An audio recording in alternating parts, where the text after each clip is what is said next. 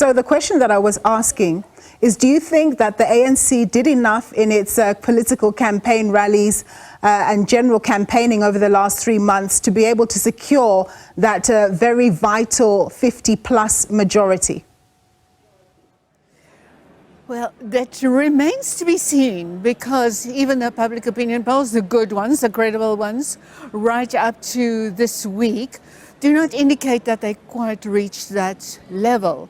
Although we know something is possible, to fill in that gap between polls and the actual result of the voting.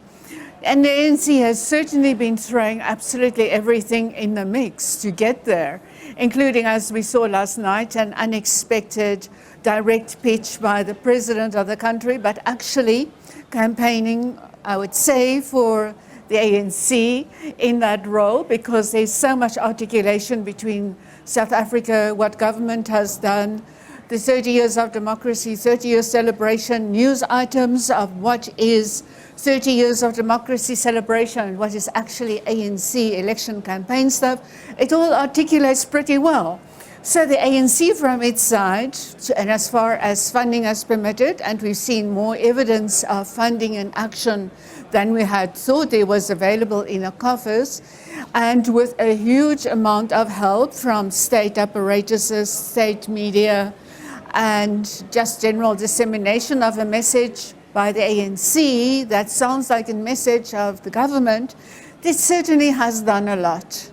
So, Professor, when you looked at the manifestos of the various parties, the economic wish lists, if we can call them that, which for you were the most compelling? And on top of that, what are the rules of the game with manifestos? I mean, are they supposed to propose things which are likely realizable, or, as opposed to pie in the sky? Well, we certainly see what is reality here, and that is what absolutely anything goes. The bigger the promise, the better it looks on manifesto paper. And that is actually one of the big problems of campaign manifestos, and why voters often do not take them very seriously, because they offer and they promise so much. And we know that comes in a context that the voters are very cynical of the political system and are extremely cynical of political parties and what political parties can actually do to fulfill those promises.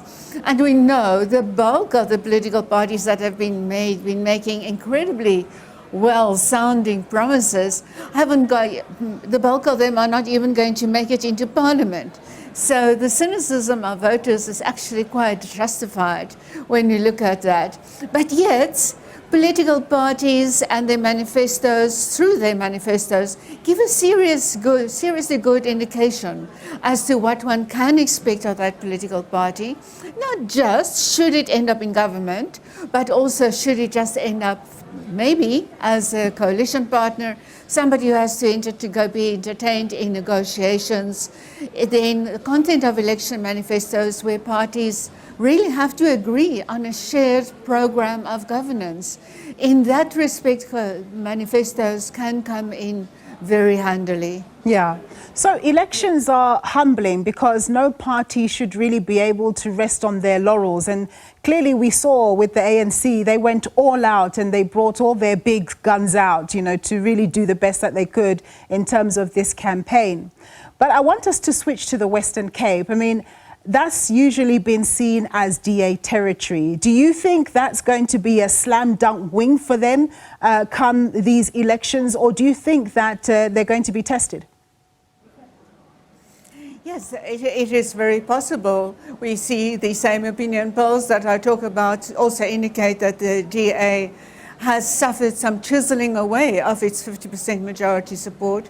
And we know the party, like the Patriotic Alliance, has been doing some of that chiseling. And the DA would have to work very, very hard, at least in the hearts and minds of its voters, to get them out to vote and actually see if they can still return the DA to power in Western Cape in particular, because there is also demographic change in that province, and the ANC has been working hard in that province too, but we do not know whether there's enough swing on that. And the Democratic Alliance, yes, they will have a hard task to get that majority again in that province. Yeah. But we know that voters do have that final say. As all political parties are actually trying to pitch to their voters, both the DA and the ANC, like these are really crunch times, these are a historical moment. This is a time when you can really rescue your political party.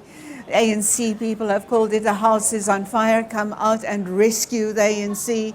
The DA is doing a similar thing in the Western Cape. And we know from voter theory too that if voters really believe that their vote can actually make that difference, then they are likely to go out and vote.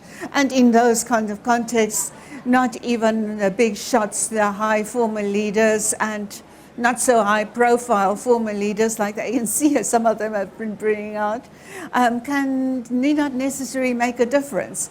But if voters believe that their vote is important and that recognize that this is a historical moment, then we could very well see turnout. And when big parties like the ANC and the DA get higher turnout, it means more of their uncertain, doubtful voters could actually make it to the polls and could again affirm those parties. We wait and see. Thank you so much, Professor Susan Booysen. She's a political analyst.